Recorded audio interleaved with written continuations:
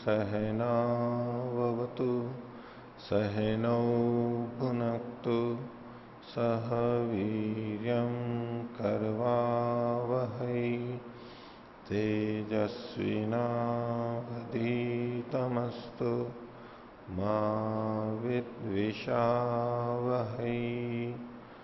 ओम शांति शांति शांति।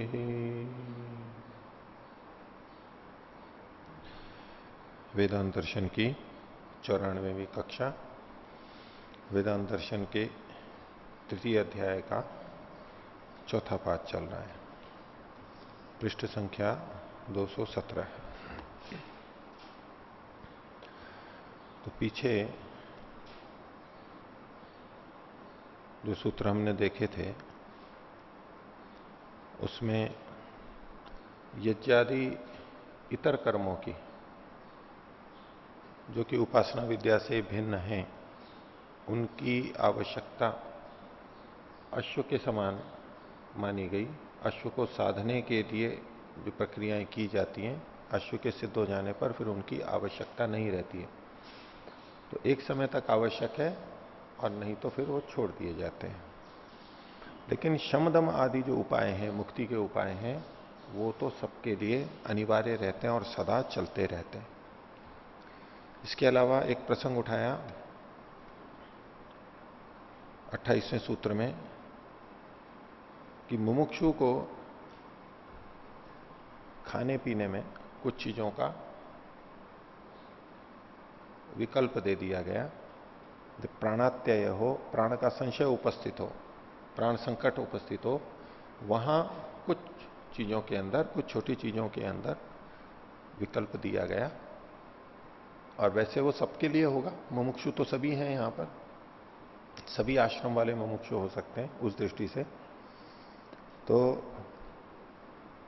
कोई साधक मुक्ति के वर्णित नियमों में ऐसा ना अटक जाए कि वो नियम ही मुख्य बन जाए, लक्ष्य तो गौण हो जाए और वो नियम ही मुख्य बन जाए और उनके पालने में ही वो मुक्ति की प्राप्ति समझे, नियमों के पालन में ही मुक्ति प्राप्ति समझे।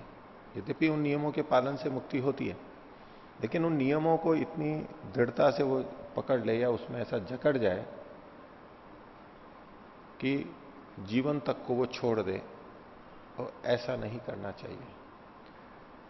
लाभ और हानि को देखते हुए किसमें अधिक लाभ है, किसमें अधिक हानि है, उसको देखते हुए कि जीवन चला गया तो बहुत बड़ी हानि है, इसलिए जीवन की रक्षा के लिए कुछ शिथिलता यहां पर दी गई है। ये एक समन्वय सामंजस्य है और इसको पतन के रूप में नहीं देखा गया, पतन के, शिथिल के, नियम तोड़ने के रूप में नहीं देखा गया, बल्कि इसलिए ये देखा गया कि इससे वो अपने लक्ष्य की तरफ ही और बढ़ेगा। थोड़ा सा पीछे हट करके, उसको पतन न कह करके थोड़ा सा पीछे हट गया है, वो पीछे हट करके आगे के लिए तैयारी कर रहा है।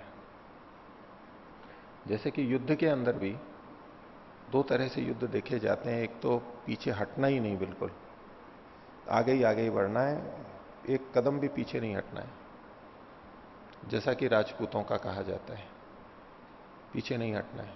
राजस्थान में जैसे युद्ध होते हैं, होते रहे, जैसे एक शैली है, प्रधानता से कह रहा हूं, अपवाद तो हर जगह होते हैं। और एक शैली शिवाजी की थी, वो छापामार शैली, थोड़े से थे, छुपते थे, मारते थे, फिर भाग जाते थे, पीछे हट जाते थे। तो उसमें कई जने आलोचना करते हैं, वे कौन शूरवीर, पीछे हटने वाले शूरवीर या आगे टिके रहने वाले शूरवीर? ये दोनों शूरवीर हैं, मराठा भी हैं, राजपूत भी हैं, दोनों के बहुत अच्छे इतिहास रहे हैं, बलिदानी इतिहास रहे हैं। तो दोनों में से कौन श्रेष्ठ, ऐसे चर्चाएं चल जाती हैं। तो कुछ लोग कहते हैं कि नहीं, आगे ही जो बढ़ते हैं, पीछे तो हटना काम ही नहीं है, क्षत्रिय का काम पीछे हटना नहीं है, वो श्रेष्ठ है। और दूसरा कहते हैं कि भाई शिवाजी भी पीछे हटते थे तो हार के थोड़ा ना, हारने के लिए थोड़ा ना, ताकि अपने को सुरक्षित रख सकें और आगे फिर हमला कर सकें, इसलिए पीछे हटते थे। लक्ष्य वही था, शत्रु को हराना, स्वतंत्रता की प्राप्ति, देश की रक्षा, लक्ष्य तो वही है। लक्ष्य में तो दोनों में कोई संदेह नहीं, दोनों उसी लक्ष्य को लेकर चल रहे हैं, लेकिन शैली है। तो यहां जो शैली कही गई कि हम जिस लक्ष्य के लिए चले हैं, कहीं किसी नियम में ऐसे ना अटक जाएं कि उसको तोड़ने के लिए हिम्मत ही ना करें और नियम ही हमारे लिए मुख्य हो जाए, बाकी चीजें सब गौण हो जाए। तो लक्ष्य हमेशा मुख्य रहता है और बहुत आपातकाल में उनमें ढिलाई की जाती है। लेकिन इसका यह भी अर्थ नहीं है कि अपने लक्ष्य की प्राप्ति में हम कुछ भी करने लग जाएं, तो लक्ष्य प्राप्त नहीं होगा। फिर इतनी शिथिलता करने लगे कि गलती करने लग जाएं और नाम या ऊपर से दिखावा ये करें कि मैं तो अपने लक्ष्य की प्राप्ति के लिए ये कर रहा हूं, अभी तो समय ठीक नहीं है, आजकल समय ठीक नहीं है, इसलिए मुझे ये सब करना पड़ रहा है, और वो हर चीज में करने लगे, हर चीज में करने लगे। तो उसका एक यहां पर संकेत दिया कि हमें इतना अधिक अड़ना भी नहीं चाहिए, विशेष स्थितियों में हम छोड़ सकते हैं। तो ये 28वें सूत्र में देखा था, और इसी प्रसंग को आगे बढ़ाते हुए कुछ सूत्र और दिए हैं, प्रमाण आदि उपस्थित किए हैं। 29वें सूत्र से प्रारंभ करेंगे, पृष्ठ संख्या 217, वेदांत दर्शन तृतीय अध्याय का चतुर्थ पाद। 29वां सूत्र है अबाधाच, बाधा न होने से भी। क्या? अथ च मतलब अथ अबाधात, या ही खलु श्रुति ही, एक श्रुति हमें प्राप्त हो रही है आहार विषय। पीछे वाला जो इन्होंने 28वें सूत्र में दिया था वो अन्न को लेकर के बात कही थी, ये तो एक प्रतीकात्मक है, इसके अलावा और भी चीजों में ये घटेगा जहां जहां आवश्यक है। वस्त्र को लेकर हो सकता है, निवास को लेकर के हो सकता है, अन्य साधनों को लेकर के हो सकता है, बहुत तरह से घट सकता है ये। यहां उदाहरण केवल अन्न का दिया, तो उससे संबंधित ही बात इस अगले सूत्र में 29 में की गई है। तो यथा ही खलु श्रुति, श्रुति ये कहती है, छांदोग्य का वचन है, आहार शुद्धो सत्व शुद्धि, आहार के शुद्ध होने पर सत्व की यानी मन की शुद्धि होती है। लोक में भी जो कहावत प्रचलित है, जैसा खाए अन्न वैसा होवे मन, बहुत प्रचलित है। गलत अन्न लेते हैं तो मन में गलत विचार आते हैं, गलत तरफ प्रवृत्ति हो जाती है, गलत लोगों का अन्न खाते हैं तो गलत प्रवृत्तियां होती हैं, ये सब चीजें बहुत प्रचलित हैं, कही जाती हैं। तो एक नियम हुआ कि आहार के शुद्ध होने पर सत्व की शुद्धि होती है, और विपरीत करेंगे, यदि आहार की शुद्धि नहीं हो रही है तो सत्व की शुद्धि नहीं हो पाएगी, उसमें बाधा आएगी। एक सामान्य नियम हो गया, छांदोग्य का वचन है। तो शुद्धाहार भक्षण विषयी का, ये जो शुद्ध आहार के भक्षण विषयक ये श्रुति है, न सा प्राण संशय अभक्ष्य भक्षण न बाध्यते, जहां प्राण का संशय उत्पन्न हो रहा हो वहां अभक्ष्य के भक्षण से ये श्रुति बाधित नहीं होती है। यद्यपि यहां कुछ लिखा नहीं है इस श्रुति में कि ये प्राण संकट हो तब नहीं लगेगी, बाकी जगह लगेगी, लेकिन इन्होंने तो सामान्य रूप से सब जगह लगाया है। लेकिन जब प्राण का संकट उपस्थित हो तो ये बाधित नहीं होगी। यह तो अभक्ष्य भक्षणम तो आपत्ति खलु विधीयते, क्योंकि अभक्ष्य का भक्षण तो आपत्ति काल में विधान किया गया है, अपवाद रूपेण, अपवाद की तरह से। मान लीजिए किसी आश्रम के या गुरुकुल के नियम है दिनचर्या के, इतनी बजे उठना और इतनी बजे ये करना, इतनी बजे व्यायाम करना, इतनी बजे संध्या करना, और अचानक कोई घटना हो जाए तो उसको क्या करना चाहिए? बोलते हैं जी नहीं, नियम पालन है, हमारे को तो यही बताया हुआ है, हम तो यही करेंगे। अब उधर आग लगी भी है, बोले नहीं जी अभी तो व्यायाम का समय है, उपासना का समय है, भोजन का समय है, भोजन निश्चित समय पे ही करना चाहिए। आपको कई जने ऐसे बहाने बनाते हुए दिखेंगे, नहीं ये तो नहीं कर सकता, अभी तो ये समय है हमारा, इस समय नहीं कर सकते। ये अब ऐसी स्थितियां नहीं होती, वहां उन नियमों को तोड़ा जाता है। ये जो नैमित्तिक कार्य आ जाते हैं, विशेष निमित्त उपस्थित हो गया, विशेष किसी को चोट लग गई, कोई गिर गया, आग लग गई, कोई अचानक कोई व्यक्ति आ गया, इस तरह की चीजों में ये नियम लागू नहीं होते, यानी इन नियमों को तोड़ा जा सकता है, उससे विशेष बाधा नहीं है, वो करना चाहिए। ये प्राण संकट के समय में ऐसी चीजें की जाती है। उसी की तरफ संकेत है। अर्थात साधना करते हुए नियम भी है, लेकिन उसमें विवेक ये होना चाहिए, हानि लाभ को जरूर देखना चाहिए। इसके पीछे छिपी हुई बात यही है, हानि लाभ को जरूर देखना चाहिए। नियम बनाए थे लाभ के लिए, लेकिन किसी स्थिति विशेष में यदि वो नियम हानिकारक हो रहे हैं तो वहां उसको बदल लेना चाहिए, लाभ को देखना चाहिए। वास्तविक लाभ की बात है, तात्कालिक और अधर्म पूर्वक लाभ की बात नहीं है। लाभ को देखते हुए उस नियम में परिवर्तन किया जा सकता है, कर लेना चाहिए, उसका ये संकेत है।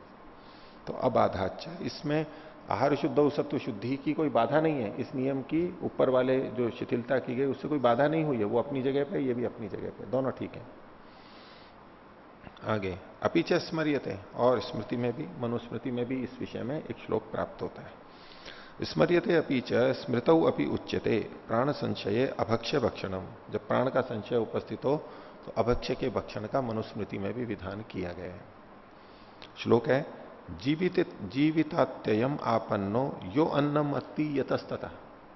जीवन की बाधा उपस्थित होने पर, जीवितात्यय से जो आपन्न हो गया, युक्त हो गया, प्राण संकट हो गए, तो ऐसे में जो अन्न को खाता है, कैसे? यतस्तता, इधर उधर से, जिस किसी भी तरीके से, जिस किसी भी तरीके से जब वो अन्न को खाता है तो आकाशम इव पंकेन न स पापेन लिप्यते। जैसे आकाश कीचड़ से लिप्त नहीं होता है कभी भी। आकाश में कितना भी कीचड़ फेंको, आकाश उससे लिप्त नहीं होता है। आकाश तो शुद्ध का शुद्ध है, कीचड़ तो वापस नीचे आ जाएगा। तो वो व्यक्ति पाप से लिप्त नहीं होता। अब कहां से लिया? किसी व्यक्ति विशेष से लिया, किसी चीज को लिया, भिन्न समय में लिया। अब भोजन के लिए विधान है, बैठ करके करना चाहिए, ठीक है, अच्छी तरह शांति से नहा धो करके प्रसन्न मन से, एकाग्र मन से भोजन करना चाहिए, जो कुछ विधान है। लेकिन अभी कहीं युद्ध हो रहा है तो सैनिक तो खड़े हुए ही भागते फिरते, घोड़े पे चलते, जैसे तैसे ही खाएंगे। वो तो जहां अवसर मिलेगा वहां खाएंगे। अभी नियम तो टूट रहा है, लेकिन इससे किसी पाप से या दोष से वो लिप्त नहीं हो रहा है।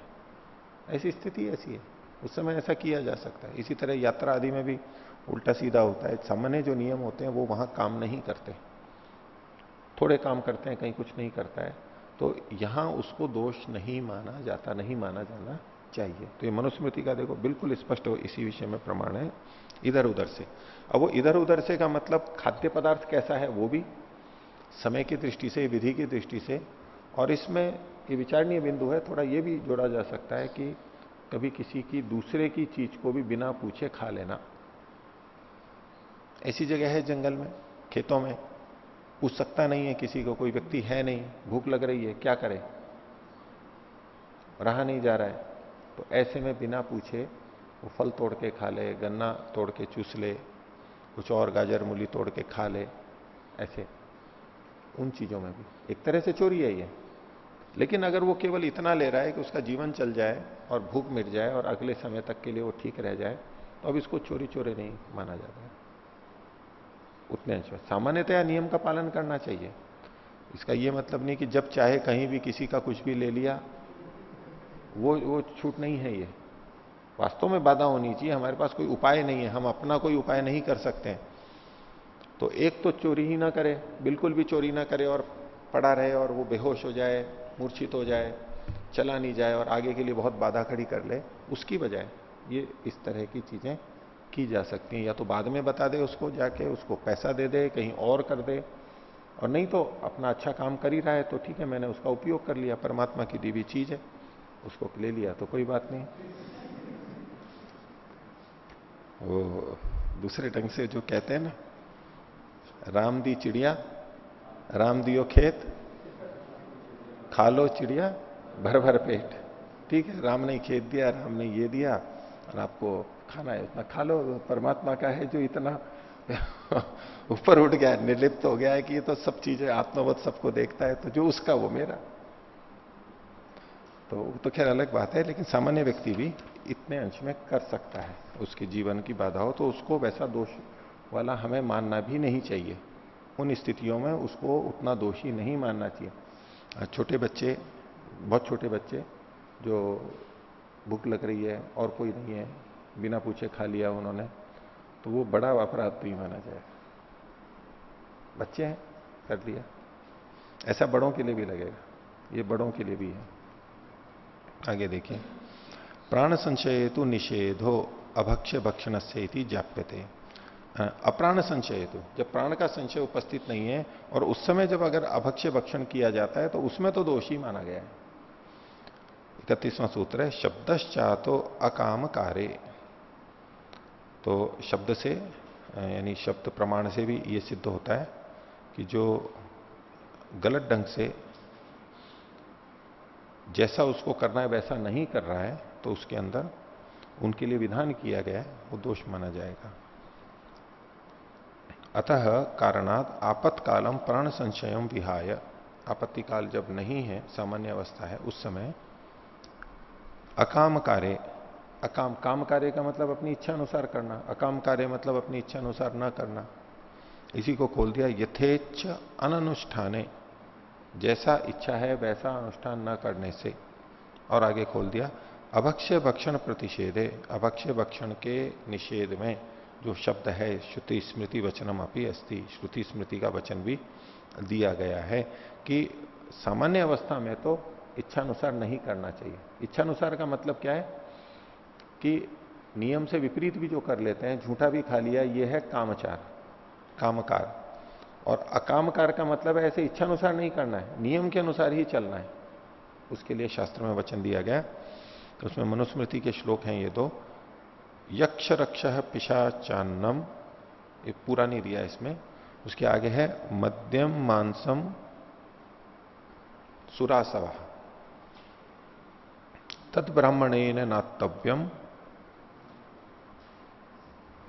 इसको बताता हूं, इसमें है कि कुछ चीजों को गिनाया गया। मद्य यानी शराब हो गई विशेष प्रकार की, मांस हो गया, सुरा और आसव, सुरा भी एक तरह का मद्य ही है लेकिन उसका प्रकार भेद है, और आसव भी, आसव वरिष्ठ बनते हैं उसमें भी मादकता होती है एक सीमा तक, उसके लिए। तो उस पंक्ति है आगे, तद ब्राह्मणे न नातव्यम, ब्राह्मण को वो नहीं खाना चाहिए।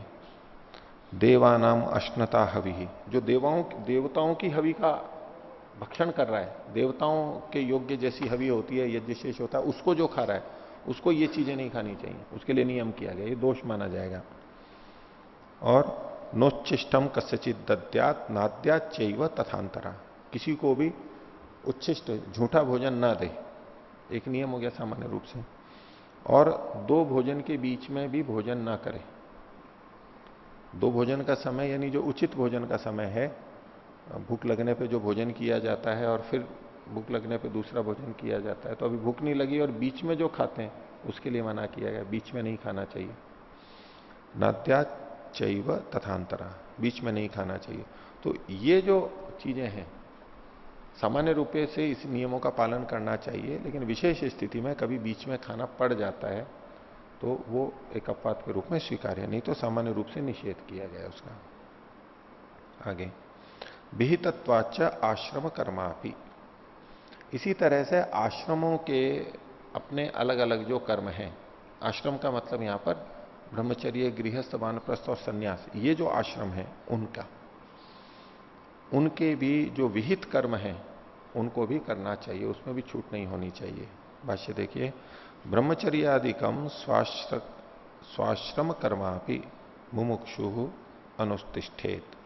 तो ब्रह्मचर्य आदि अपने अपने आश्रम के कर्मों को भी मुमुक्षु अनुष्ठान करें, यानी ये सभी आश्रम वाले मुमुक्षु हैं, हो सकते हैं सभी आश्रम वाले, और अब जिस आश्रम में वो रह रहे हैं उनके कर्म वो करें।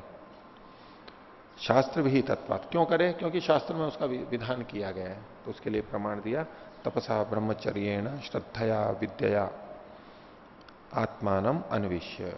तो तप, ब्रह्मचर्य, श्रद्धा और विद्या से आत्मा की खोज करके, ये उत्तरायण मार्ग के बारे में वर्णन किया गया है। एक दक्षिणायन मार्ग, एक उत्तरायण मार्ग। तो उत्तरायण मार्ग जो प्रगति की तरफ ले जाता है, अध्यात्म की तरफ ले जाता है, उस मार्ग का वर्णन करते हुए ये सारी चीजें कही गई हैं। तो उत्तरायण मार्ग पे कोई भी बढ़ सकता है, कोई भी चल सकता है, तो सभी के लिए ये लागू होगा। चूंकि इनका विधान किया गया है इसलिए ये अवश्य किए जाने चाहिए। अगला सूत्र, और कौन से कर्म करने चाहिए? ये उस संदर्भ में भी देखिए जो कर्मकांड का विषय चल रहा था, उपासना विद्या के साथ में ब्रह्म योग विद्या ब्रह्म विद्या के साथ में और कौन कौन से कर्म करने चाहिए, कर्मकांड जुड़ा हुआ है या नहीं है, तो अन्य भी जो चीजें उनके बारे में कहा जा रहा है। 33वां सूत्र है सहकारित्वेन च, और जो जो कर्म उसके सहकारी हैं, सहायक हैं, उनको भी किया करना चाहिए। विद्या सहकारित्वेन हेतुना च स्वाश्रम कर्मानुष्ठेयम यतो विद्या ब्रह्मोपासन विद्याया सहायकम भवति। सहायक होने के कारण विद्या कर्म में, तो अपने अपने आश्रम के जो जो कर्म है जो कि विद्या में सहायक है, उपासना विद्या में सहायक है, हर आश्रम वाले को वो कर्म अपने करने चाहिए, क्योंकि वो ब्रह्म विद्या की, ब्रह्म उपासना की विद्या में सहायक होते हैं, वो उनको करने चाहिए। आगे 34वां सूत्र सर्वथा अपि थ एव उभय लिंगात। तो उभय लिंग का मतलब इन्होंने कहा कि दो पीछे हेतु दिए गए थे। 32वें सूत्र में विहितत्व दिया गया था और 33वें सूत्र में सहकारित्व दिया था, जिनका शास्त्र में विधान किया गया और जो कर्म उस विद्या प्राप्ति में सहायक हैं वो सब, जिनका विधान किया गया वो भी करने चाहिए, और जिनका विधान नहीं किया गया लेकिन वो सहायक बन रहे हैं विद्या प्राप्ति में, ब्रह्म विद्या की प्राप्ति में, तो उनका भी विहितत्व हो जाता है, उनको भी करना चाहिए। तो दो तरह से गृहीत हो गए। तो इस प्रकार से सर्वथापि पूरी तरह से इनको, सब प्रकार से इनका अनुष्ठान करना चाहिए। जहां जहां भी ये दो लिंग मिल रहे हो, दोनों मिल रहे हो, वहां वहां कर लेना चाहिए। विहितत्वम च सहकारित्वम च उभयम लिंगम येषु विद्यते। ये दोनों लक्षण जिन जिन कर्मों में लागू मिल रहे हैं हमें, ते ही आश्रम धर्म, वे आश्रम के धर्म सब प्रकार से सर्वथा अनुष्ठेया न अन्य, अन्यों को नहीं करना चाहिए। कुछ जिनका विधान नहीं किया गया और सहकारी भी नहीं है, लाभदायक भी नहीं है, उन कर्मों को छोड़ सकता है। आगे ये जो आश्रम के धर्म कहे गए हैं अपने अपने, उनका अनुष्ठान क्यों करना चाहिए, उसके लिए और हेतु प्रस्तुत किया जा रहा है, पुष्टि की जा रही है। तेषाम आश्रम धर्माणाम अनुष्ठाने अन्यो हेतु रुच्यते। इन आश्रम धर्मों का पालन करने में अन्य कारण भी बताया जा रहा है। 35वां सूत्र अनभिभवम च दर्शयति। शास्त्र इन कर्मों को करने पे फल की प्राप्ति को बताता है, उसमें अभिभव नहीं देखता, पराजय नहीं देखता है, कि जो इन नियमों का पालन करता है उसका अभिभव यानी पराजय या पतन वो नहीं कहते हैं, बल्कि उसकी उन्नति के बारे में कहते हैं। अनभिभव, बिना बाधित वो आगे बढ़ता जाता है, इस तरह के शास्त्र के वचन मिलते हैं, यानी फल अच्छा दिखाई देता है, लिखा हुआ है, इससे पता लगता है कि इन सबको हमें करना चाहिए। भाष्य में इन्होंने उदाहरण दिया, वचन दिया छांदोग्य का, एष ही आत्मा न नश्यति यम ब्रह्मचर्येण अनुविंदते। जिस आत्मा को, यानी आत्मा वो एक ही है, जीवात्मा की दृष्टि से भी ले सकते हैं, परमात्मा की दृष्टि से भी ले सकते हैं, दो वो अलग अलग होंगे, लेकिन जिस आत्मा को वो जान रहा है, यानी परमात्मा, ब्रह्मचर्येण अनुविंदते, ब्रह्मचर्य से प्राप्त करता है, ऐसा आत्मा न नश्यति, वो आत्मा नष्ट नहीं होती है। एक तो है आत्मा का स्वरूपतः नष्ट न होना, कि आत्मा नष्ट ही नहीं होती, वो तो नित्य है, नष्ट कैसे होगी वो। लेकिन दूसरी है कि इस सब के पालन से, ब्रह्मचर्य आदि के पालन से उसको प्राप्त कर रहा है, उसकी इस प्राप्ति में बाधा नहीं आती है, उसको उपलब्ध हो जाती है, इस दृष्टि से वो नष्ट नहीं हो रही है। एक है कि उसको नष्ट हो जाएगी, प्राप्त करेगा फिर छूट जाएगी, या उसको प्राप्त ही नहीं कर पाएगा। तो आत्मा यद्यपि नित्य है, विद्यमान है, लेकिन उसको प्राप्त नहीं हो रही है, तो उसके लिए वो नष्ट जैसी ही है। तो यहां पर इसकी प्रशंसा की गई है कि जो इन नियमों का पालन करता है उसकी आत्मा नष्ट नहीं होती, यानी वो आत्मा को प्राप्त कर लेता है, वो लक्ष्य प्राप्त कर लेता है। आगे इसी को खोल रहे हैं, ब्रह्मचर्यम ही आश्रम धर्म। यहां जो ब्रह्मचर्य शब्द लिया, बोले ये भी एक आश्रम का धर्म है, खासतौर से ब्रह्मचारियों के लिए है और बाकी अन्यों के लिए भी अपने अपने स्तर पर है। ब्रह्मचर्यम ही आश्रम धर्म एतादृशो यह सहकारी विद्याया, ये विद्या का सहकारी कारण है विद्या की प्राप्ति में। तथा विहितश्च अध्यात्म विद्यायाम, और इसका अध्यात्म विद्या में विधान भी किया गया, सहकारी भी है और विधान भी किया गया। तो कठोपनिषद का वचन दिया, यदिच्छन्तो ब्रह्मचर्यम चरंती तत्ते पदम संग्रहेण ब्रवीमी ओम इत्येतत्। जिस उस पद की इच्छा के लिए ब्रह्मचर्य आदि तपों का अनुष्ठान करते हैं, इसका महर्षि अर्थ करते हैं ब्रह्मचर्य गृहस्थ आदि आश्रमों के नियमों का पालन करते हैं। ये केवल ब्रह्मचर्य नहीं, ये ब्रह्मचर्य प्रतीक के रूप में है सभी आश्रमों का। महर्षि दयानंद ऐसा ही अर्थ करते हैं इसका। तो ब्रह्मचर्य आदि समस्त आश्रमों का जो पालन करते हैं उस पद को संग्रह में संक्षेप से ब्रवीमी बोलता हूं ओम इत्येतत्, तो वो एक ओम है, वो परमात्मा की प्राप्ति ही है। और आगे वचन दिया तपसा ब्रह्मचर्येण श्रद्धया विद्या आत्मानम अन्विष्य, प्रश्नोपनिषद का है, कई बार ये आ चुका है। तो तप ब्रह्मचर्य श्रद्धा और विद्या से आत्मा का अन्वेषण करके, इनसे आत्मा का अन्वेषण हो सकता है, ये अनभिभव कहा जा रहा है, कोई बाधा नहीं बताई जा रही है कि ये करेंगे तो भी पता नहीं हो या नहीं होगा, निर्वाध रूप से इसकी प्राप्ति होगी। आगे तेन एतेन आश्रम धर्मेण आत्मनो अनभिभवम श्रुतिर्दर्शयति, तो इसके द्वारा, इस आश्रम धर्म के द्वारा आत्मा का अनभिभव श्रुति बताती है कि आत्मा की प्राप्ति इनको अवश्य हो जाती है। तस्माद एतादृशा आश्रम धर्मास्तु अनुष्ठेया एव यत्र उभय लिंगम श्रुति विधानम सहकारित्वम च विद्यते, इसलिए इस प्रकार के आश्रम धर्मों को अवश्य ही पालन करना चाहिए, जहां विहितत्व भी है, विधान भी है और वो सहकारी भी बन रहे हैं, उनका पालन सभी को करना चाहिए। आगे यच्च उभय लिंग रहितम आश्रम कर्म तद ब्रह्म विद्यायाम नापेक्षम इति दर्शयति, कुछ ऐसे कर्म होते हैं जो दोनों लिंगों से युक्त नहीं होते हैं, विहित हैं लेकिन सहकारी नहीं हो रहे हैं, किसी और तरह से उपयोगी हैं, वो सीधे नहीं हुए, कुछ उपयोगी हो रहे हैं, विहित नहीं है, तो दोनों चीजों जिन पे नहीं घट रही हैं, विहितत्व भी और उपकारित्व सहकारित्व, ऐसों की अपेक्षा नहीं है, उन चीजों को छोड़ा जा सकता है। तो आगे देखिए सूत्र है 36वां, अंतरा चापी तो तदृष्टे है। अब इसमें कह रहे हैं अंतरा च अपि, अंतरा का मतलब है आश्रमों के बीच में जो है, एक तो निश्चित आश्रम में होते हैं कि ये ब्रह्मचारी हैं, ये गृहस्थी हैं, ये वानप्रस्थी हैं, ये सन्यासी हैं, इसके अलावा भी तो कुछ व्यक्ति होते हैं जो किसी भी आश्रम में नहीं होते, हो सकता है ऐसा ना, कुछ व्यक्ति ऐसे हो सकते हैं ना जो इन 4 आश्रमों में नहीं है। कौन से हो सकते हैं? जैसे हम हैं, तो अभी तो आप गृहस्थ में हैं, अपने को गृहस्थ में मान सकते हैं आप। एक अंश में कह सकते हैं कि भाई गृहस्थ का कार्य तो पूरा हो गया, वानप्रस्थ की दीक्षा ली नहीं है, वानप्रस्थियों की तरह रह नहीं रहे हैं, तो बीच के हैं। लेकिन कुछ ऐसे हो सकते हैं जो बीच के हैं। ब्रह्मचारियों में हो सकते हैं कि जिन्होंने, ब्रह्मचारी का मतलब तो ये होगा कि आचार्य के पास रहते हुए, गुरुकुल में रहते हुए विद्या अध्ययन करें, केवल यही नहीं कि विवाह नहीं किया है, वो अध्ययन आदि में लगा हुआ रहता है, एक विशेष लक्ष्य के लिए ब्रह्मचर्य आश्रम है। अब उसका अध्ययन तो पूरा हो गया, या जितना उसको करना था उसने कर लिया, और अब गृहस्थ में नहीं गया वो, तो अब वो किस आश्रम में कहलाएगा?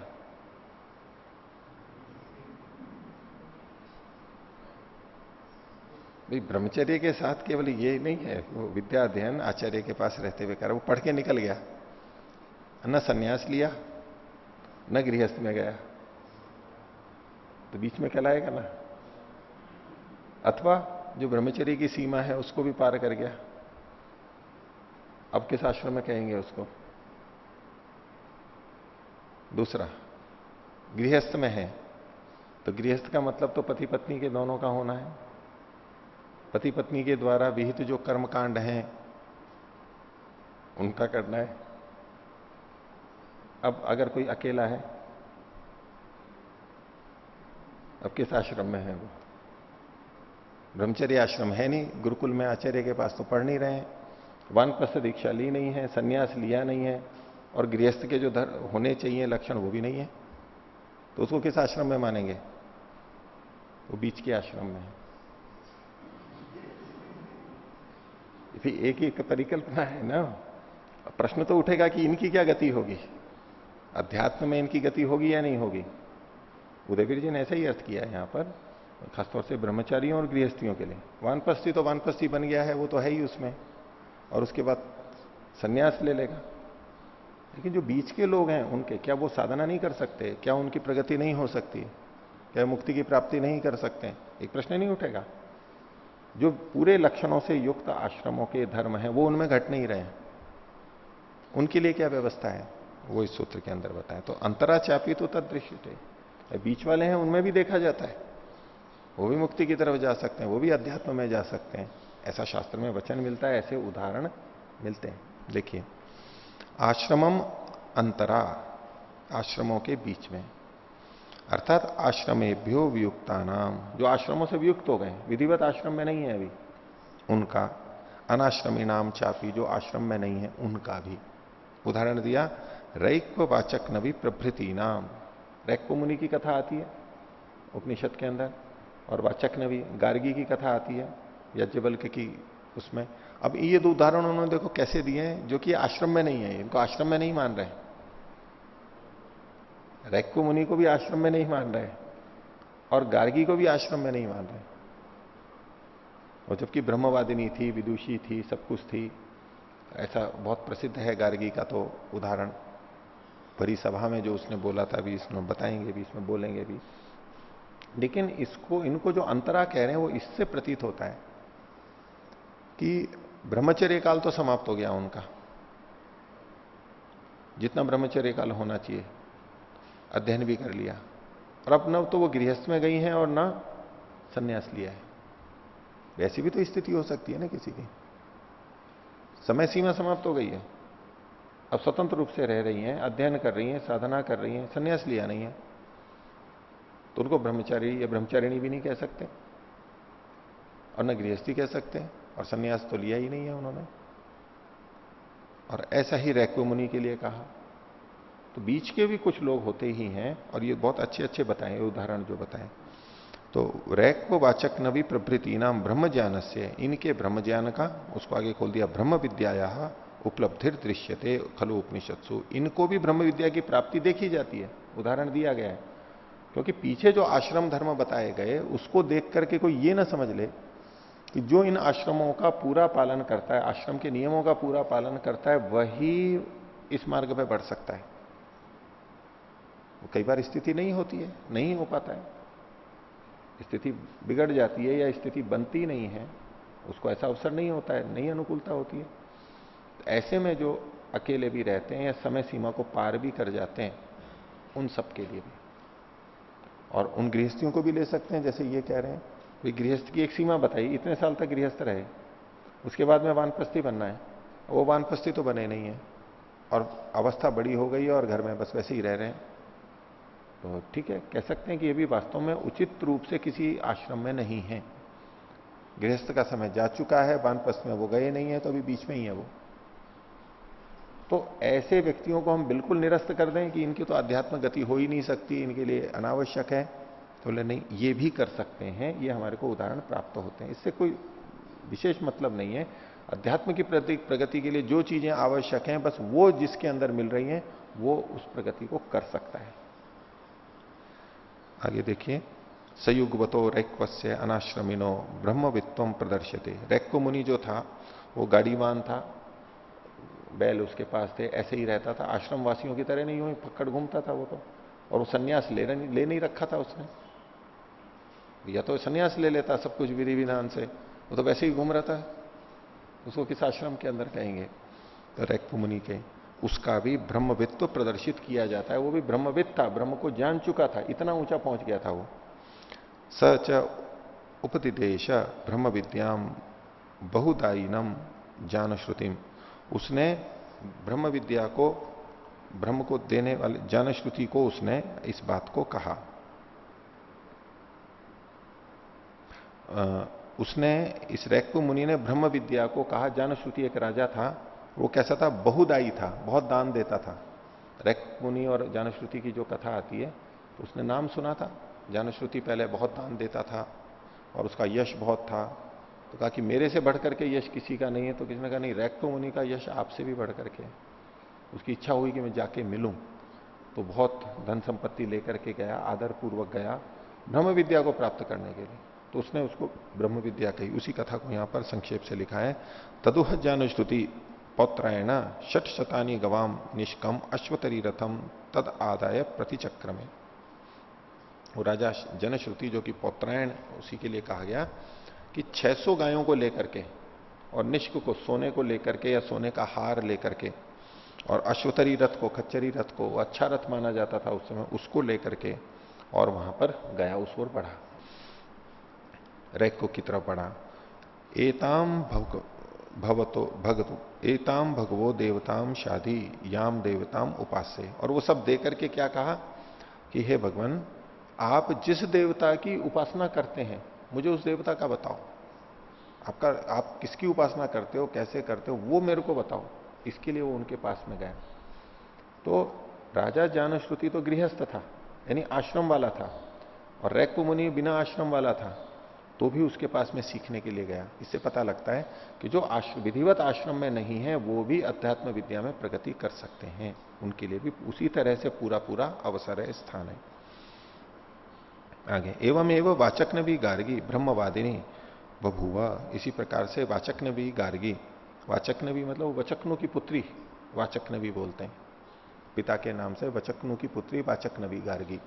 कई जने उपनाम भी लगाते हैं आजकल, वाचक नबी अपने नाम के आगे अच्छा शब्द लगता है ना, वाचक नबी उपनाम लगा देते हैं, तो वाचक नबी लगता है, वो गार्गी के लिए है। तो ये कैसी थी वाचक नबी गार्गी? ब्रह्मवादिनी थी, ब्रह्म के बारे में बोलने वाली थी, जानती थी, हुई थी आश्रम विहीना अपी थी। उसको वो आश्रम में नहीं थी किसी में, ब्रह्मचर्य आश्रम समाप्त हो चुका था, गृहस्थ में वो गई नहीं थी, तो अब वो किसी आश्रम में नहीं थी, गृहस्थ में नहीं गई थी और सन्यास भी नहीं लिया था, तो वो किसी आश्रम में नहीं थी, लेकिन विदुषी थी, साधिका थी। बृहदारण्यकोपनिषद बृहदारण्यकोपनिषद ही प्रदर्शितम, बृहदारण्यकोपनिषद में उसकी ये कथा कही गई। उसने कितने आत्मविश्वास के साथ में वहां पर प्रश्न किया था, भरी सभा के अंदर, बड़े बड़े विद्वानों साधकों के बीच में। अतः वाचक नवी उवाच ब्राह्मणा भगवंतो हंत अहम इमं दो प्रश्नों प्रख्यामी। हे आदरणीय ब्राह्मणों, मैं इस याज्ञवल्क्य से दो प्रश्नों को पूछूंगी। उन प्रश्नों में उन्होंने क्या पूछा था तो आगे बताया, यद ऊर्ध्वम याज्ञवल्क्य दिवो, हे याज्ञवल्क्य आप ये बताओ कि द्विलोक सबसे ऊंचा होता है, तो उस द्विलोक से भी परे कौन है? यद ऊर्ध्वम याज्ञवल्क्य दिवो यद अवाक पृथ्व्या, पृथ्वी सबसे नीचे है हमारी दृष्टि से, इस पृथ्वी से भी नीचे क्या है? यद अवाक पृथ्व्या यद अंतरा द्यावा पृथ्वी इमे, और ये जो बीच में द्यावा पृथ्वी है इसके बीच में और कौन है? द्विलोक और पृथ्वीलोक के बीच में जो है वहां पर कौन भरा हुआ है? द्विलोक से परे कौन है, पृथ्वी से नीचे कौन है, और द्विलोक और पृथ्वीलोक के बीच में कौन भरा हुआ है? यद भूतम च भवच्च भविष्यच्च इति आचक्षते, और जिसके लिए अब तक ये कहा जाता है कि ये चीजें हो चुकी हैं, भूत में है, हो चुकी हैं, भवत जो भी हो रही हैं विद्यमान है, और भविष्यच्च और भविष्य में भी जो पदार्थ बनेंगे बनाए जाएंगे उन सबके अंदर जो विद्यमान है, कस्मिन तद ओतम प्रोतम चैती, ये सारी की सारी चीजें किसके अंदर घुली मिली हुई हैं? किसमें ओतप्रोत है, किसमें व्यापक है, किसमें विद्यमान है? व्यापक नहीं, व्यापक तो परमात्मा होगा, किसमें व्याप्त है, किसमें ओतप्रोत है, घुली मिली हुई है, तो उसको बताओ। परमात्मा ब्रह्म के बारे में प्रश्न किया गया था। इत्यादि ना संदर्भे न याज्ञवल्क्यम ब्रह्म विद्या विषय को दो प्रश्नों पप्रच्छ वाचक नवी। तो इस संदर्भ में याज्ञवल्क्य से ब्रह्मवादिनी गार्गी ने इन दो प्रश्नों को पूछा था। इत्थम रैक्वादी नाम आश्रम विहीना नाम आश्रम कर्मांतरेणापि ब्रह्म विद्या निष्णातत्व उपलब्ध थे। तो इनके आश्रम से विहीन होने के कारण से, एक तो आश्रम से विहीन है, और आश्रम के जो कर्म बताए गए हैं, जिन आश्रम के कर्मों के लिए पीछे कहा गया था कि वो करने चाहिए, उनको ये कर नहीं रहे हैं और कर भी नहीं सकते। अकेले हैं इसलिए कर नहीं सकते बहुत सारे कर्म, वो पति पत्नी के साथ ही होते हैं, तो जिन कर्मों को वो नहीं भी कर रहे हैं, आश्रम में भी नहीं है और आश्रम के कर्मों को भी नहीं कर रहे हैं, तब भी बिना आश्रम के कर्मों के भी ब्रह्म विद्या में निष्णातत्व उपलब्ध हो रहा है, शास्त्र बता रहे हैं। तेन ब्रह्म विद्यायाम आश्रम कर्म अनपेक्षम भवती, इससे आश्रम के जो कर्म हैं वो ब्रह्म विद्या में अनपेक्षित हो जाते हैं, अपरिहार्य अनिवार्य नहीं रहते, ये करने ही होंगे, ये आवश्यक नहीं है। अगर गृहस्थ में है या अन्य आश्रमों में है, वहां तो उन नियमों का पालन करते हुए ही उसको मुक्ति की तरफ बढ़ना है, वहां नहीं छोड़ सकता है वो। लेकिन अगर वो उस स्थिति में नहीं है तो आगे बढ़ सकता है। उदयवीर जी ने यहां पर विधुरों के लिए और विधवाओं के लिए गृहस्थियों की दृष्टि से, अब कोई एक ही है दूसरा नहीं है, तो उनको यहां पर ग्रहण किया कि ये आश्रमों के अंतर्गत नहीं आते। आगे अपिच स्मर्यते, और स्मृति ग्रंथों में भी कहा गया कि बिना आश्रम कर्मों के भी कुछ कर्म ऐसे हैं कि जिसके पीछे अगर कोई पड़ जाए तो भी उसका उद्धार हो सकता है। तो मनुस्मृति का श्लोक दिया, जप्ये नैव तु संसिद्धेत ब्राह्मणों नात्र संशय, केवल जप से भी ब्राह्मण सिद्धि को प्राप्त कर सकता है। अब और कुछ नहीं कर रहा है, वो अपने आश्रम के धर्मों का पालन नहीं कर रहा है, छोड़ दिया वो उसने, ऐसी स्थिति में वो केवल जप कर रहा है। अब जप की भी विशेष व्याख्या होगी, अर्थ की भावना इत्यादि, ईश्वर प्रणिधान और इसमें लगा हुआ है साधना में, उससे भी वो इन सिद्धियों को प्राप्त कर सकता है। कुर्यात अन्यत नवा कुर्यात मैत्रो ब्राह्मण उच्यते, पीछे भी आया है ये श्लोक, कि वो अन्य को चीज को वो करे या ना करे तो भी वो मैत्र हो जाता है ब्राह्मण, ऐसा कि परमात्मा का मित्र बन जाता है। तो इन सब कर्मों का विधान भी है, ये सहायक भी हैं, लेकिन ये ऐसे नहीं है कि इनके बिना काम हो ही नहीं सकता हो, इस बात को स्वीकार करना है। एक होता है कि नहीं करना ही पड़ेगा, उसके बिना आप जा ही नहीं सकते हो, और ऐसी बहुत सारी कट्टरता हमारे जीवन में देखी जाती है। और कई बार इन परंपराओं को पालन करवाने के लिए कि ये होना ही चाहिए, नहीं तो फिर ढीलापन आ जाएगा, इसलिए उनको करवाया भी जाता है जोर दे करके, नहीं आपको करना ही है ये, और उनके लिए आवश्यक भी होता है। लेकिन अगर कोई पात्र है, योग्य है, तो इन चीजों को न करता हुआ भी वो आगे की तरफ बढ़ सकता है। आगे 38वां सूत्र, विशेषानुग्रहश्च, और कुछ चीजों का विशेष अनुग्रह होता है उपासना विद्या की सफलता के लिए, अध्यात्म मुक्ति की प्राप्ति के लिए कुछ विशेष विधान वहां पर किए गए हैं अलग से, तो वो चीजें बहुत आवश्यक होती हैं, उनको करना चाहिए। विशेषानुग्रहश्च, भाष्य, उभय लिंग रहितानाम विहितत्व सहकारित्व रहितानाम आश्रम कर्मणाम अनपेक्षायाम विशेषानुग्रहो विशेषाणाम कर्मणाम अनुग्रहणम अपि कारणम अस्ति। जिसमें दोनों लिंग नहीं है, यानी विहितत्व नहीं है, सहकारित्व नहीं है, और आश्रम कर्मों की अनपेक्षा भी हो गई, लेकिन फिर भी जिनसे विशेष अनुग्रह होता है उन कर्मों को करना चाहिए। तानी विशेष कर्माणी ही अनुगृह्यन्ते, वो विशेष कर्म विशेष रूप से अनुग्रह करते हैं। किला अनुकूल्य न युज्यन्ते, अनुकूलता से वो हमारे साथ जुड़ जाते हैं। तानी विशेष कर्माणी, वो विशेष कर्म क्या है, ब्रह्म विद्यायाम उपयुज्यन्ते यथा अत्र उच्यते, वो ब्रह्म विद्या में जुड़े हुए रहते हैं, और सब न करते हुए इनको अगर कोई कर रहा है तो ये विशेष कर्म है, और उससे उसका अनुग्रह होगा, ब्रह्म विद्या में उसकी प्रगति हो जाएगी। वो कौन से हैं, तो ये पहले भी दिया गया था श्लोक, प्रश्नोपनिषद का वचन है, तपसा ब्रह्मचर्येण श्रद्धया विद्या आत्मानम अन्विष्य। तो तप कर रहा है, ब्रह्मचर्य का पालन कर रहा है, श्रद्धा से रह रहा है, और विद्या के द्वारा ज्ञान पूर्वक वो अपनी आत्मा का अन्वेषण कर रहा है, खोज रहा है, तो वो चला जाएगा। बाकी लौकिक सारे व्यवहार आश्रम धर्मों को वो नहीं कर रहा है, लेकिन इन चीजों को कर रहा है, तो अध्यात्म में उसकी प्रगति हो जाएगी। ये मूलभूत बातें हैं, ये इनसे विशेष अनुग्रह होता है, और चीजें न होते हुए भी ये कर सकते हैं। और अन्य जो चीजें बहुत सारी आश्रम धर्मों में बताई जाती हैं, ऐसा करो ऐसा करो, वो एक तरह से इन्हीं चीजों के पालन के लिए होती हैं। विभिन्न विधान बता के उससे तपस्या करवाई जा रही है, विभिन्न विधान बता के उससे ब्रह्मचर्य का पालन कराया जा रहा है, उसमें श्रद्धा पैदा की जा रही है, उसमें विद्या उत्पन्न की जा रही है। वो जो बहुत सारे नियम हैं, उनके करवाने के प्रयोजन यही चीजें होती हैं। और अगर उन नियमों का वो पालन नहीं कर रहा है बाहर की दृष्टि से, लेकिन इनको करने में लगा हुआ है भिन्न ढंग से, तो भी वो प्राप्त होगा, क्योंकि यही चीजें मूलभूत होनी चाहिए। आगे, इति चतुर्भ्य आश्रमेभ्यो विशेष कर्माणि इमानी अनुगृह्यन्ते, 4 आश्रमों के ये विशेष कर्म यहां पर अनुग्रहित किए गए हैं। ये जो 4 हैं, ये एक एक आश्रम के एक एक अलग ढंग से विशेष रूप से कथन किए गए हैं। कैसे, तत्र तपोवान प्रस्थात ब्रह्मचर्यम ब्रह्मचर्याश्रमात श्रद्धा गृहस्थात विद्या संन्यास आश्रमात। तो यहां जो तप है ये वानप्रस्थ से लिया गया है। वानप्रस्थियों के एक अकेला तप कर रहा है तो उसका बहुत अच्छा चल रहा है। ब्रह्मचर्य ये ब्रह्मचर्य आश्रम वालों के लिए है। श्रद्धा गृहस्थात, गृहस्थी के लिए श्रद्धा हो गई, और विद्या संन्यास आश्रमों के लिए, वासियों के लिए हो गई।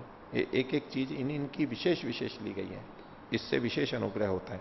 तस्मात विहित सहकारिभ्याम आश्रम कर्मभ्याम अतिरिक्ता नाम आश्रम कर्मणाम अनपेक्षा ब्रह्म विद्यायाम। तो जो विहित और सहकारी कर्म है, आश्रम कर्म है, उनसे अतिरिक्त जो आश्रम कर्म है उनकी अपेक्षा ब्रह्म विद्या में नहीं है।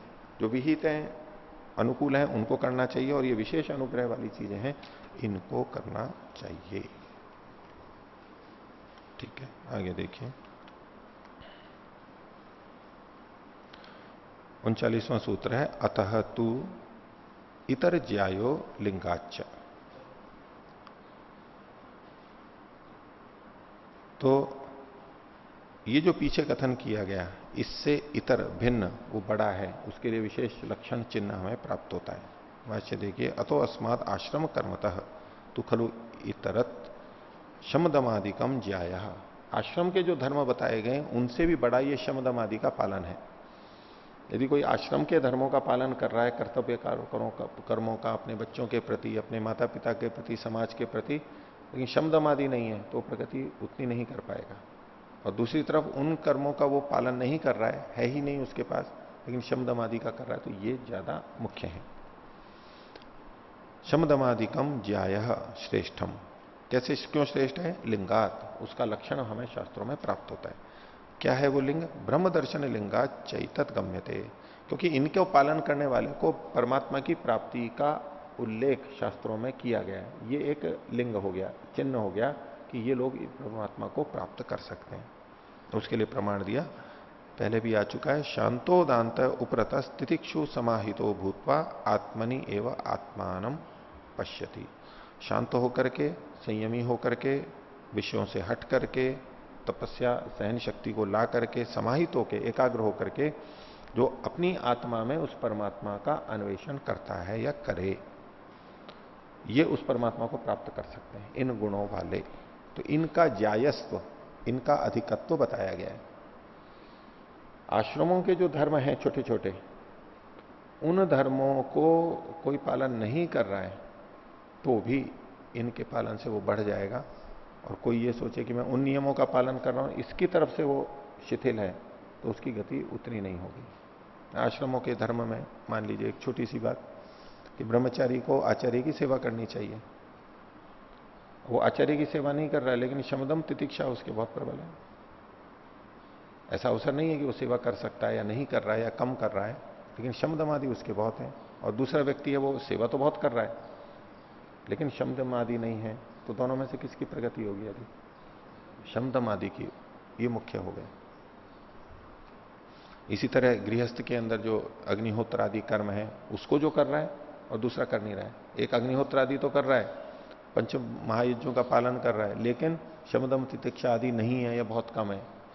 और दूसरा व्यक्ति है, वो इन पंच महायज्ञों का ठीक तरह पालन नहीं कर पा रहा है, लेकिन शमदम तितिक्षा आदि है, तो उसकी गति अधिक होगी, उसका भूयस्व है, उसका ज्यायस्व है। ये महत्ता बताई जा रही है स्पष्टता के लिए। आगे अब इसी प्रसंग में एक और विषय उठा रहे हैं। ऊर्ध्वरेतस्त्व गतस चतुर्थाश्रमी सन्यासी किम अवरोहणम अन्येषु वानप्रस्थादिषु आश्रमेषु कर्तुम शक्नोति नवा इति अत्र उच्यते। कि आश्रमों का एक क्रम बताया था इन्होंने, ब्रह्मचर्य से गृहस्थ में, गृहस्थ से वानप्रस्थ में और वानप्रस्थ से सन्यास में। ये आरोह क्रम है। तो क्या अवरोह क्रम भी हो सकता है इसमें?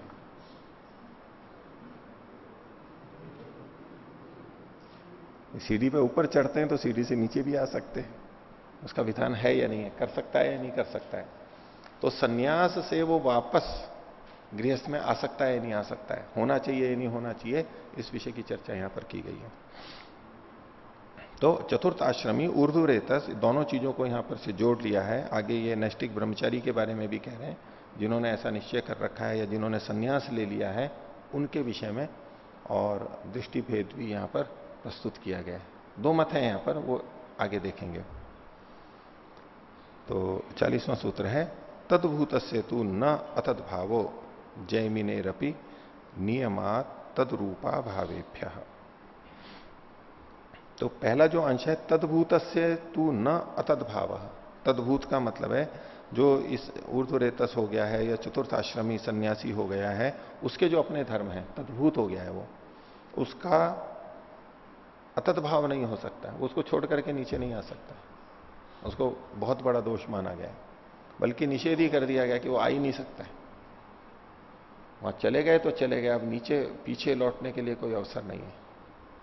एक पक्ष है ये, लेकिन इसकी बहुत कठोरता बताई जा रही है कि ऐसा नहीं होना चाहिए, बहुत मना किया गया। तो किन के मत जैमिनी रपी, जैमिनी मुनि भी ऐसा मानते हैं। और जैमिनी मुनि ऐसा मानते हैं, इसका मतलब क्या हुआ? व्यास जी तो मानते ही हैं, वो भी मानते हैं, मतलब मैं तो मानता ही हूं, व्यास जी बादरायण तो मानते ही हैं, लेकिन जैमिनी भी इस बात को मानते हैं। दोनों मीमांसक थे, ये उत्तर मीमांसक है, वो पूर्व मीमांसक है। क्यों? नियमा तद रूप अभावेभ्य, उसका नियम होने से और उस प्रकार के रूप के अभाव होने से। इस प्रकार का कोई कथन शास्त्रों में नहीं मिलता है कि वो ऊपर से नीचे आ जाए। इस शैली का वर्णन शास्त्रों में कहीं नहीं मिलता है कि वो ऊपर से नीचे आ जाए, ऊपर ही जाना है। भाष्य, ऊर्ध्वरेतस्त्व गतस्य चतुर्थाश्रमिनस्तु न कदाचित तदभाव तदभाव तदवर्जनम। तदभाव मतलब तदभाव अतद्भाव है ये, न कदाचित अतद्भाव तदवर्जनम ततो अवरोहणम भवेत। जो ऊर्ध्वरेता हो गए हैं, नैष्टिक की जिन्होंने दीक्षा ले ली है, उस तरह से हो गए हैं, और चतुर्थ आश्रम में जो चले गए यानी सन्यासी बन गए हैं, उन दोनों के लिए कहा जा रहा है न कदाचित अतद्भाव, कभी भी उनका अतद्भाव नहीं होना चाहिए। जिस स्थिति में वह है उससे नीचे उनको नहीं जाना चाहिए। इसी को खोल दिया अतद वर्जनम, वो उसको छोड़ नहीं सकते, वर्जन नहीं कर सकते उसका। ततो अवरोहणम न भवेत, उससे नीचे अवरोहण नहीं आ सकता है। यद्यपि अपवाद मिलते हैं समाज में, मिलते ही रहते हैं, वो दूसरा पक्ष है, लेकिन प्रथम पक्ष यह है कि उसको नीचे नहीं आना चाहिए। जैमिने अपि इति जैमिने रपि मतम अस्ति, जैमिनी का भी यही मत है। क्यों है ऐसा?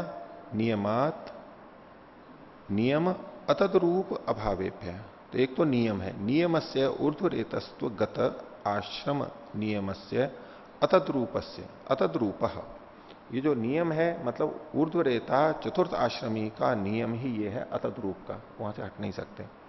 इसको खोल दिया, अतद रूप का मतलब है त्याग, अपने उन धर्मों को छोड़ देना, लक्षणों को छोड़ देना। तत्संबंधी अभाव प्रदर्शक वचने पे, इससे संबंधित वचनों का अभाव देखा जाने से नीचे आ सकता है, इसका कोई वचन शास्त्रों में नहीं मिलता है, इनसे सिद्ध्यति सिद्ध होता है। तद्यथा, जैसे कि अत्यंतम आत्मानम आचार्य कुले अवसादयन, ये छंदोग्य का वचन, कि अपने को आचार्य कुल में पूरी तरह से रखता हुआ, अनुशासित करता हुआ, समर्पित करता हुआ। यहां अत्यंत शब्द को लेते हुए यहां क्यों उद्धृत किया गया? एक तो अत्यंत होता है पूरी तरह से, जब तक ब्रह्मचारी है तब तक रहे वहां पूरा, फिर आगे के आश्रमों में जाएगा। लेकिन जिसने गृहस्थ में नहीं जाना है, वो आचार्य के पास ही रहेगा, वो वहीं पर ही अपना अध्ययन साधना तपस्या करता रहेगा, आजीवन वैसा ही करता रहेगा। उसके लिए यहां पर अत्यंत शब्द कहा गया। अब वो पीछे नहीं हट सकता है, जिसने आजीवन के लिए निश्चय कर रखा है वो पीछे नहीं हटना चाहिए, उसे पीछे नहीं हटना चाहिए। अत्यंतम आत्मानम आचार्य कुले अवसादने छंदोगे का, तथा च आरोहणम एवं प्रतिपाद्यते शास्त्रेशु न कुत्रचित अपनी अवरोहणम। शास्त्र में जहां जहां भी वर्णन मिलता है तो आरोह का ही वर्णन मिलता है, अवरोह का नहीं मिलता है। उसके लिए जावलोपनिषद का कहा, ब्रह्मचर्यम समाप्य गृही भवेत, गृही भूतवा वनी भवेत, वनी भूतवा प्रव्रजेत। तो ब्रह्मचर्य को समाप्त करके गृहस्थाश्रमी बने, और गृहस्थाश्रमी बन करके वनी बने यानी वानप्रस्थी बने, और वनी हो करके फिर प्रव्रजेत, वहां से प्रव्रज्या को प्राप्त कर जाए यानी सन्यास को प्राप्त कर जाए। ये ही क्रम यहां पर दिखाया गया है। तो अब इसके ऊपर आगे पक्ष विपक्ष चलेंगे कि इसमें क्यों ऐसा है, इसकी पुष्टि के लिए भी आएगा, और इसके विपरीत भी एक उसमें रास्ता तो निकाला गया है। नहीं तो ये तो बड़ा कठिन लगने लगेगा कि भाई कि तो हो ही नहीं सकता क्या ऐसा, ये सन्यासी बन गया और मान लो नहीं है तो वो अगर फिर गृहस्थ में आता है तो कुछ तो रास्ता होना चाहिए उसके लिए। तो वो भी विधान किया गया है। कल देखेंगे हम इस विषय को, इन्होंने जैसा कहा है। तो एक तो कि एक इनका प्रमाण ये है कि जो सन्यास से नीचे आता है उसके लिए कोई प्रायश्चित ही नहीं कहा गया है, और चीजों के प्रायश्चित है। ये हमने कोई गलत कार्य किया तो उसका ये प्रायश्चित है, इसका ये प्रायश्चित है, इसका ये प्रायश्चित है, जिसका प्रायश्चित ही नहीं कहा गया, यानी ये तो अक्षम्य है। प्रायश्चित का मतलब हो गया कि वो क्षम्य है, दोष स्वीकार किया जा सकता है, चलो थोड़ा ये प्रायश्चित करेगा, ये दंड लेगा, और फिर उसका मान लिया जाता है, चलो ठीक है, दोष की निवृत्ति हो गई। बोले इसका कोई ये क्षम्य नहीं है। कई बार किसी व्यक्ति के प्रति भी कोई घटना हो जाती है तो बोले इसको तो मैं क्षमा नहीं कर सकता हूं, ये तो अक्षम्य अपराध है, इसको किसी तरह क्षमा ही नहीं किया जा सकता। तो उस कोटि के अंदर इसको रखा गया। और जिन चीजों को हम कहते हैं कि अक्षम्य अपराध है, उसके लिए भी कई जने कहते हैं नहीं, देखो नहीं, फिर भी क्षमा तो कर ही देना चाहिए, व्यक्ति इतना अपना दोष मान रहा है, ऐसी स्थिति है तो क्षमा तो फिर भी कर देना, यानी क्षमा का अवसर कहीं ना कहीं फिर भी जो विद्यमान मानते हैं। ये दोनों विचारधाराएं उस समय भी प्रचलित थी, ये सन्यासी के लिए जो सन्यास से नीचे आता है। तो उन चीजों को हम फिर और आगे देखेंगे। आज का पाठ इतना ही।